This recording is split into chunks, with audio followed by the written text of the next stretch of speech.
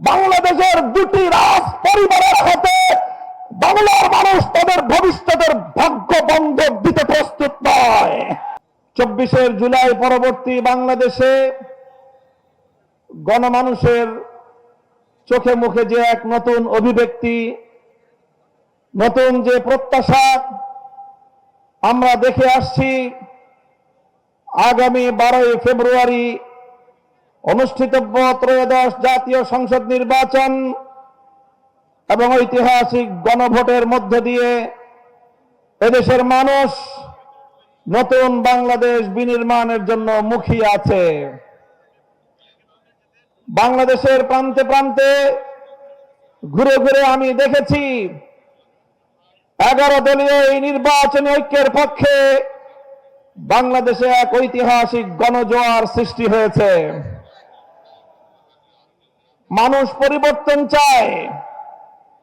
71-এর যে মহান মুক্তিযুদ্ধ সংগঠিত হয়েছিল, জালিমের বিরুদ্ধে মজলুমের লড়াই, যেখানে মানুষের ইচ্ছা আর অভিপ্রায় ছিল বাংলার মানুষের ভাগ্যের পরিবর্তন হবে, বাংলার মানুষ তাদের অধিকার ফিরে পাবে, বাংলাদেশে বৈষম্যহীন এক সমাজ গড়ে উঠবে, বাংলাদেশের মানুষ আধিপত্যবাদী ব্রিটিশ বেনিয়া এবং পশ্চিম পাকিস্তানি খান পাঠানদের 200 বছরের বৈষম্য, জুলুম এবং লাঞ্ছনার বিরুদ্ধে মুক্তিযুদ্ধের মধ্য দিয়ে দেশকে স্বাধীন করার পর তারা আশা করেছিল এ দেশীয় শাসকরা মানুষকে তাদের সম্মান, মর্যাদার অধিকারটুকু দিবে।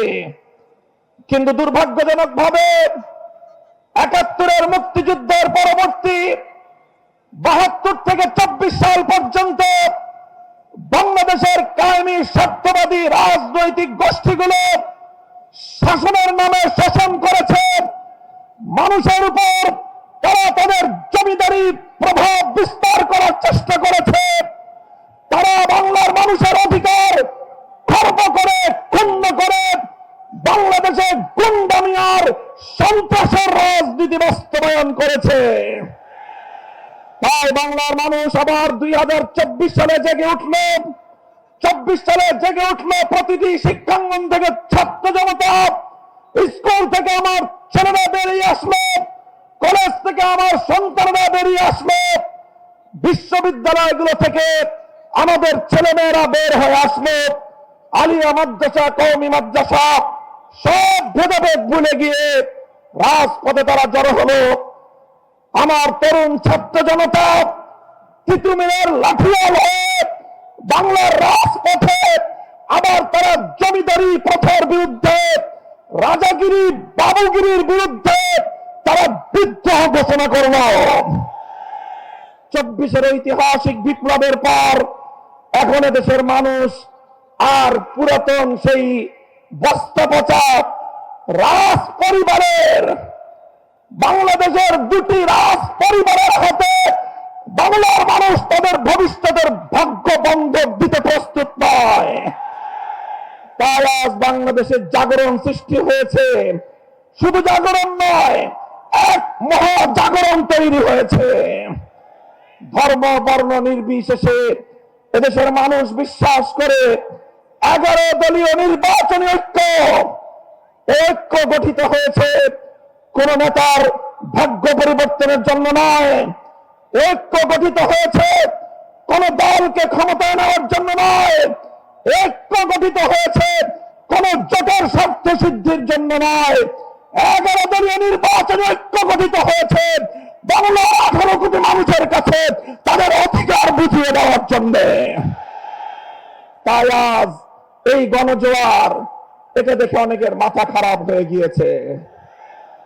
এখন তারা পাগলের মতো প্রলাপ বক্তি আরম্ভ করেছে। কি করবে তারা দ্বিধাদ্বন্দ্বে ভুগছে। কখনো তারা প্রকাশ্যে বলে গণভোটে হ্যাঁ ব্যালটে ভোট দেওয়ার জন্য, আবার তলে তলে বলে না ব্যালটে ভোট দেওয়ার জন্য। 14 গ্রামের মানুষের কাছে আমি প্রশ্ন করতে চাই, কেউ প্রকাশ্যে এক কথা বলে, তলে তলে আরেক কাজ করে, সেই জাতীয় মানুষকে আপনাদের দেশে কি বলে? জোরে বলেন, কি বলে? 24-এর বিপ্লব পরবর্তী বাংলার মাটিতে দাঁড়িয়ে বলতে চাই, আর কোন মুনাফিক গোষ্ঠী বাংলাদেশ শাসন করতে পারবে না।